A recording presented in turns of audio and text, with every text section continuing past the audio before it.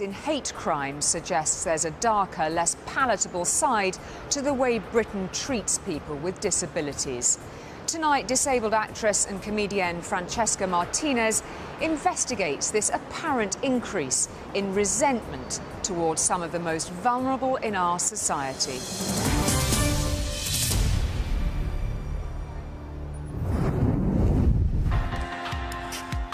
In a few days, we'll be celebrating the sporting endeavour and achievement of more than 4,000 disabled athletes. But away from the Olympic Park, it seems there is a different, less charitable attitude towards people with disabilities, because last year there were an estimated 65,000 cases of disability hate crime. Charities put that figure closer to 100,000. I'm Francesca Martinez and I'm wobbly. I have cerebral palsy, but I do prefer the word wobbly because it's a lot cooler and a lot easier to say. Please show me the wonderful Francesca Martinez! As a wobbly person, I've experienced negative attitudes and I'm really passionate about trying to change those attitudes. Anyone can become disabled at any time, so I feel it's a really important issue. In a recent report, nearly half of the disabled people surveyed said that attitude towards them over the last year had worsened. And 66% had experienced aggression, hostility and verbal abuse. Francesca wanted to find out more about the nature of these attacks and why they appear to be on the increase. To learn more, she's heading to the northeast. We're in a cab on the way to meet Peter Greener, who lives in South Shields, and Peter was a victim of hate crime last year. Peter Greener has worked for most of his adult life, but 4 years ago he developed nerve damage to the brain and was forced to give up his job and rely on benefits. Peter's condition fluctuates. Some days he needs his wheelchair, at other times he can use his crutches. His neighbour thought he was exaggerating his condition and started to video him whenever he wasn't using his wheelchair. Peter was stunned. We didn't know nothing at first until a neighbour told us that she'd seen some videos of me cutting me grass because he used to video us. Why was he videoing you? He thought I was fake. He's called me a spacker, a cripple. I'm a benefit cheat, I'm a scrounger. The abuse started to escalate, and in desperation the Greeners contacted the police, who advised them to install a CCTV camera. He's throwing eggs at the windows, throwing stones at the windows, shouting abuse all the time. Even when we're being down to a local shopping centre, he shouted that we're scum. He's spray painted pay off lowlife all over a fence. 3 months after the abuse began, Peter's neighbour, David McGregor, was arrested and charged. In court, he pleaded guilty to harassment and criminal damage. Because of the disability hate aspect of the case, he received a 10-week suspended sentence and a restraining order. But for Peter and his family, the effects have been devastating. With all the stress, what he was putting us under, I had a small heart attack in the house. How did you feel when the case went to court? Before it went to court, I thought about committing suicide a few times because I thought that was the only way this was going to stop. Because I was sick and I was hurt knowing that my 2 kids was suffering themselves. But if it wasn't for my wife, I would have probably have tried to do that. She managed to persuade me to go through with it all and take him to court. To hear of such extreme bullying, and that's what it is, it's bullying, is really shocking. Part of me is really angry. I'm angry on their behalf. And I can't imagine what it must be like to go through that. or see a family member go for that, I would be absolutely seething if someone I loved was treated that way. Although there were an estimated 65,000 disability hate crimes last year, only 2,000 were reported, and just over 500 resulted in a conviction. Francesca wanted to know what was fueling this hostility. Journalist Catherine Quarmby began investigating this sort of crime 5 years ago, when the case of Kevin Davies hit the headlines. I then started to gather together other cases, very similar cases, that seemed to suggest there was a depth of hatred towards disabled people in the UK that had gone almost completely unrecognised by police, prosecutors and the media. Verbal and physical attacks against the disabled have doubled since 2008. Catherine is concerned that headlines like these have led to an assumption that many people with disabilities are in fact benefit cheats. We know quite a lot about the way in which the media reports disability and the scrounger rhetoric that has kind of started to increase recently. The incidence of words such as scrounger, skiver, cheat and so on has tripled in the last 5 years. A study earlier this year suggested that the public believes that on average 50 to 70% of people claiming disability benefits are cheating the system. According to the government's own figures, the actual rate is just 0.5%. It's remarkably ignorant of disability when you think, how many disabling conditions there are that are invisible to the eye. So, for instance, mental health conditions, autism and so on. An ordinary neighbour does not have that in-depth knowledge of disability and cannot in any way be qualified to decide whether their neighbour is disabled or not. Disability fraudsters have been high profile and widely reported. Most support the crackdown on cheats and need for welfare reform, but there are concerns that headlines like these, combined with the government's anti-scrounger rhetoric, is fueling resentment to the genuinely disabled.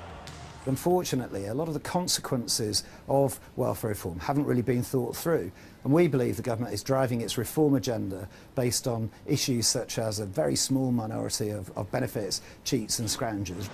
Campaigners say the real truth is that most people with disabilities want to work, but that's not easy in a world that often discriminates against them. Rather than looking at the huge numbers of disabled people and the real support that they need, the fact that most of them want to be working, they want to be active in society, and what we should be about in Britain in 2012 is having a welfare state that ensures that people can do that. This is 32-year-old Tony Collins, proudly carrying the Olympic torch through his hometown of Barking in Essex. Tony and brother Neil both have learning difficulties, and both are keen runners who have represented the country across the globe. Tony at first struggled to find a job he was happy in because of bullying and abuse in the workplace. But for the last 13 years, he has worked for Remploy, government-funded factories set up in 1945. They were a founding element of the welfare state. 2,400 disabled workers are employed across the country. Tony's been working at Remploy for 13 years, and most of that time he's worked on recycling of computers for resale. Absolutely loves going to work. He's up at 5 o'clock in the shower singing his heart out every morning.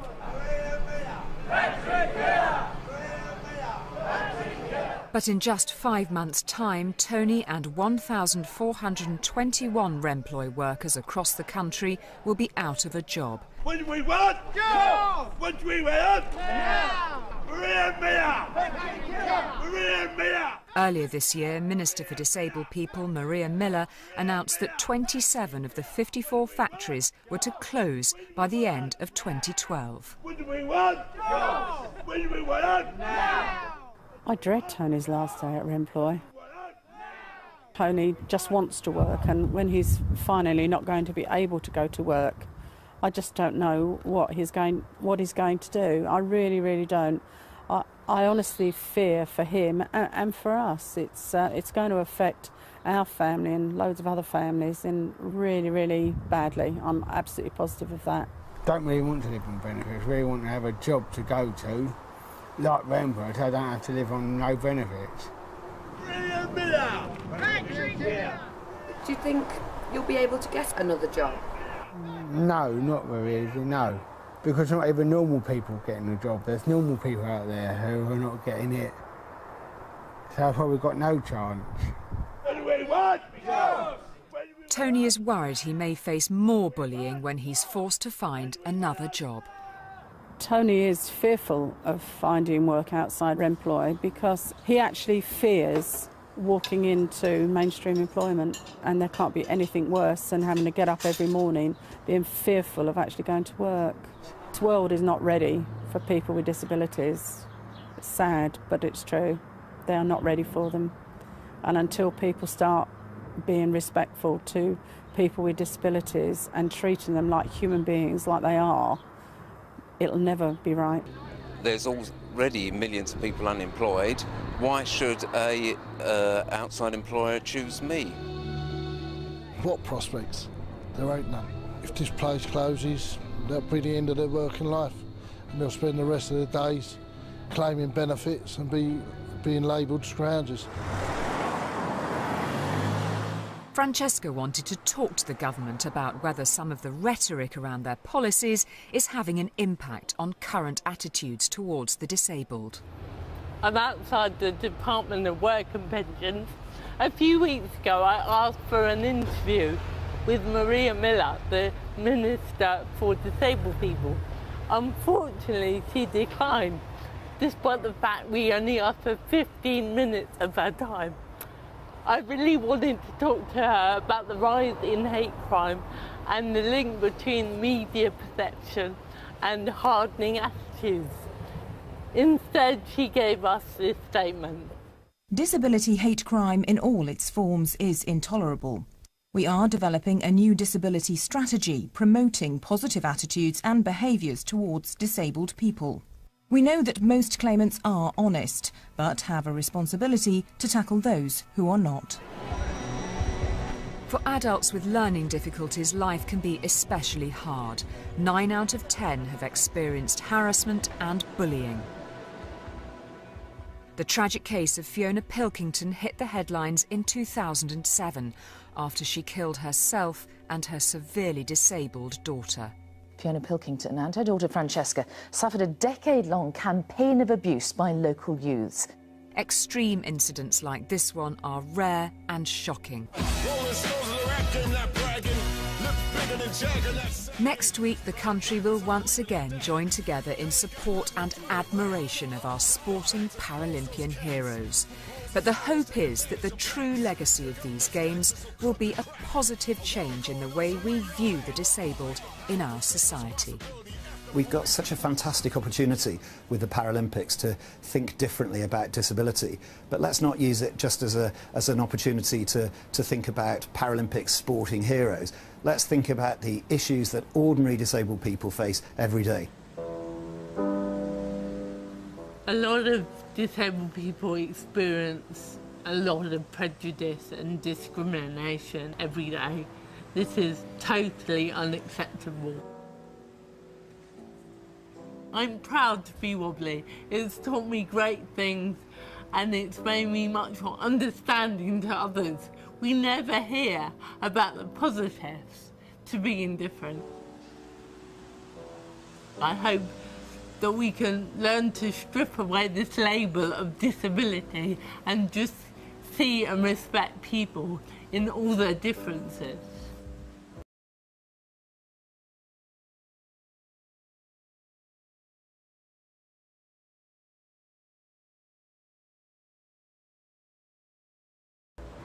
Some of Britain's leading Paralympians have predicted that public attitudes towards disability will be transformed by the Games, which get underway next Wednesday.